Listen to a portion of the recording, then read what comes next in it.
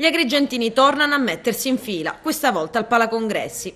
Aperto un nuovo front office a sud della città utile alla distribuzione dei cestelli per la differenziata. Giorni fa io ero passato al Viale della Vittoria dove c'era la vecchia sede e onestamente le devo dire una grande confusione di gente, qualcuno che diceva bisogna attendere l'indomani, dopodomani, una feria, non ne abbiamo tante, chi veniva presto.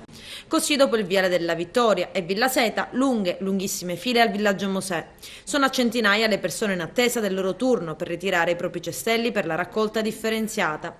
Alcuni improvvisano liste, scrivono il proprio nome su un foglio, turni stabiliti in maniera del tutto autonoma.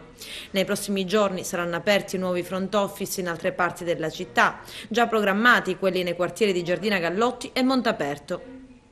Se già la raccolta differenziata con il servizio di porta a porta è operativa a Fontanelle da un anno e a Villa Seta, oltre che per tutti gli operatori commerciali, dal prossimo 4 novembre toccherà alle utenze domestiche di Villaggio Mosè, San Leone, Cannatelle e Zingarello.